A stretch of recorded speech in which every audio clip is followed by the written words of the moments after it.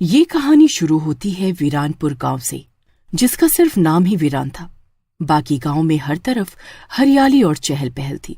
रोज की तरह अपने घर पर बैठा चिंटू टीवी देख रहा था। मम्मी देखो ना, ये टीवी में मोमो दिखा रहे हैं, मुझे मोमो खाने हैं। पहले तूने नूडल्स देख लिया और नूडल्स खाने की जिद करने लगा। महेश भैया के यहाँ से नूडल्स खिला देती हूँ तो अब तुझे मोमो चाहिए। नहीं मिलेंगे मोमो, हर रोज एक नई फरमाइश। नहीं दोगी मोमो तो खाना नहीं खाऊंगा। हाँ तो मत खा खाना, शाम में जब तेरे पापा आएंगे तो तुझे खुद ही खिला देंगे। कुछ देर तो चिंटू नाराजगी में अपने घर के बाहर अपने दोस्तों के साथ बैठा रहता है। फिर बेचारे को भूख लगती है। बहुत भूख लग रही है। हाँ तो जाना चाची से माफी मांग ले। वैसे भी हमारे गांव में कहाँ कोई मोमो वाला है, और चाची कौन सा तुझे पैसे देने से मना करती है।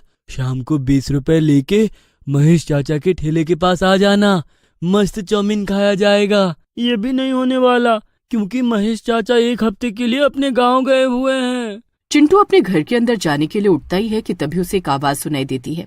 चीज मोमो वाली, सीधा दार्जिलिंग के मोमो आपके घर, आइए आइए। पारो की आवाज सुनकर सभी बच्चे अपने घर वालों से मोमो खरीदने की जिद करने लगते हैं। मम्मी जल्दी बाहर आओ, देखो मोमो वाली आंटी आई है। भगवान ने उन्हें मेरे लिए ही भेजा है। आ भी जा सीता, देखते हैं क्या चीज है। तेरे जीजा जी एक बार गए थे शहर, बता रहे थे बड़े टेस्टी होते हैं ये मोमो। सीता के साथ साथ बाकी औरतें, बच्चे और मर्द भी पारो के ठेले के पास आ जाते हैं। सिर्फ 30 रुपए में फुल प्लेट मोमोज, पूरे 12 पीस, वो भी चटनी के साथ। किसको किसको चाहिए? पहले मुझे आंटी, पहले चिंटू खाएगा।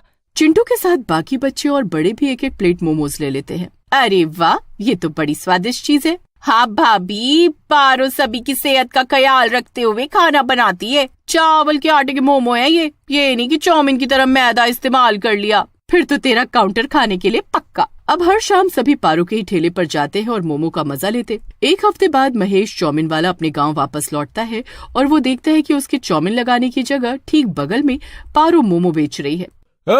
यहाँ से अपना ये ठेला लेकर कहीं और लगा ले।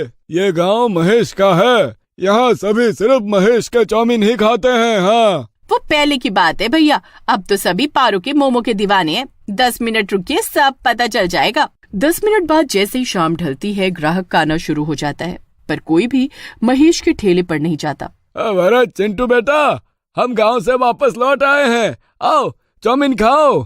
नहीं चाचा, अब हम तुम्हारा चाउमीन नहीं खाएंगे, हम तो पारो आंटी के मोमो खाते हैं। कुछ दिन इसी तरह चलता रहता है। फिर एक रात जब पारो अपना ठेला लेकर वापस अपने घर जा रही होती है, महेश उसका पीछा करने लगता है। तुम मेरा पीछा क्यों कर रहे हो महेश भैया? तू मेरी बहन नहीं है पारो, ना ही कभी बन पाएगी। मेरा चला हुआ अच्छा खासा बिजनेस चौपट किया है तूने, मैं तुझे जीने नहीं दूंगा। हाँ। और गुस्से में महेश पारो के सर पर डंडे से मार देता है और पारो वहीं मर जाती है।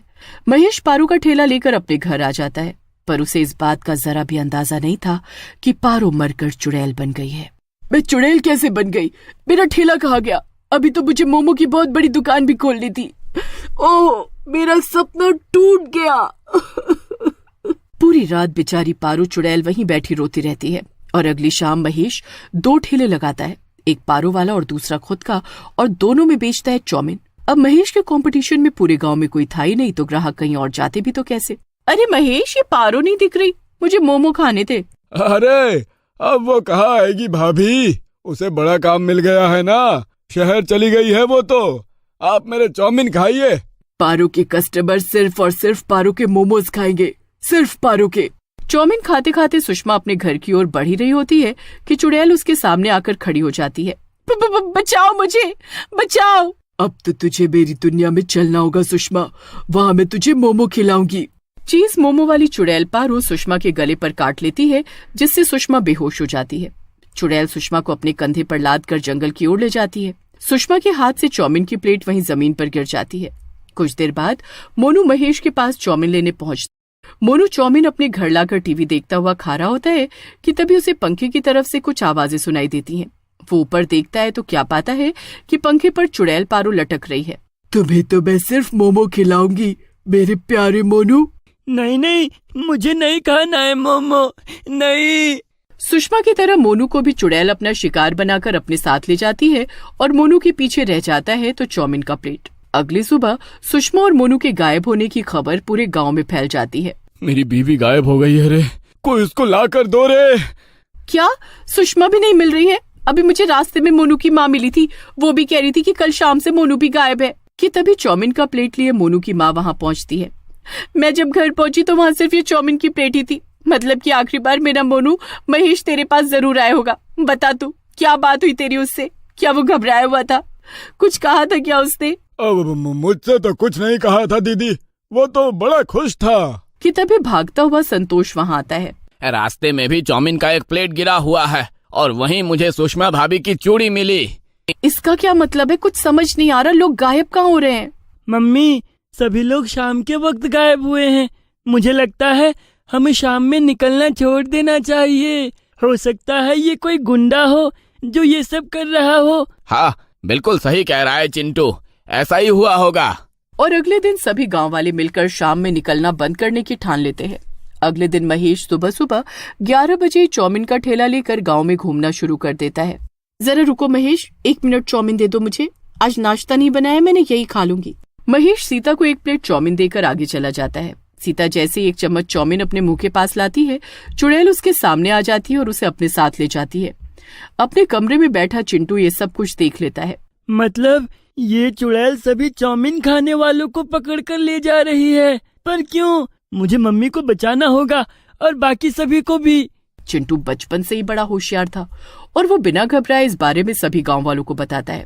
सभी चुड़ैल को फंसाने के लिए एक प्लान बनाते हैं और चुड़ैल को अपनी तरफ बुलाने के लिए संतोष जानबूझकर महेश से चाउमीन लेकर खाना शुरू करता है। चाउमीन की स्मेल आते ही पारो वहाँ पहुँच जाती है। कब चाउमीन खाना छोड़ोगे रे तुम सब? इतनी जल्दी मेरे मोमो को भूल गए सभी। चुड़ैल पारो अपने साथ संतोष को भी ले जाती है। सभी गांव वाले चुड़ैल का पीछा करते हुए जंगल के बीचों बीच पहुंचते हैं। गांव से गायब हुए सभी लोग वहीं उन सलाखों में कैद थे, पर कोई दुखी नहीं दिख रहा था। सभी आराम से मोमो खा रहे थे। कौन हो तुम? छोड़ दो मेरी मम्मी को। नहीं छोड़ूंगी, मैं किसी को नहीं छोड़ूंगी। ये सभी चाउमीन पसंद करते हैं, मैं इन सबको मोमो खाना सिखा रही हूँ। पहली बार ऐसी चुड़ैल देखी है। कौन हो बहन तुम? मुझसे क्या पूछ रहे हो? पूछो महेश से, जिसने मुझे इसी जंगल में मारकर फेंक दिया था। मैं चीज मोमो वाली पारो हूँ। एक रात अपने कंपटीशन को खत्म करने इसने मेरा पत्ता साफ कर दिया, क्योंकि मेरे मन की इच्छा अधूरी रह गई थी। मैं चुड़ैल बन गई। उस दिन मैंने सोचा कि जब भी ये धोखेबाज किसी को चाउमीन खिलाएगा मैं उसे गायब कर दूंगी, ताकि सबका इल्जाम महेश पर आ जाए और तुम सब उसे गांव से निकाल दो। पर ऐसा कुछ नहीं हुआ। लोगों को मोमो खिलाने से मुझे खुशी मिलती है, इसीलिए मैं सभी को यहाँ लाने लगी। हर रात मैं यहाँ मोमो का ठेला लगाती हूँ और इन सबको मोमो खिलाती हूँ। ये बिल्कुल ठीक कह रही है गांव वालों, ये बुरी चुड़ैल नहीं है। अरे आप लोग क्या इस चुड़ैल की बातों को मान रहे हैं? अरे इसकी चोटी पकड़ कर काटिए और फेंक दीजिए इसे गांव से बाहर। ये सुनते ही पारो चुड़ैल गुस्से से आग बबूला हो जाती है और महेश की छाती पर कूद जाती है। डर से महेश सारी सच्चाई उगल देता है। छोड़ दो पारो उसे मत मारो, उसकी सजा उसे पुलिस वाले देंगे। तुम बुरी नहीं हो, हमें बताओ हम तुम्हें कैसे मुक्ति दिलाएं। गांव में जंगल के बीचों बीच मेरी लाश है, उसे जला दो, पर उसके पहले मैं तुम सभी को अपने बनाए मोमो खिलाना चाहती हूँ।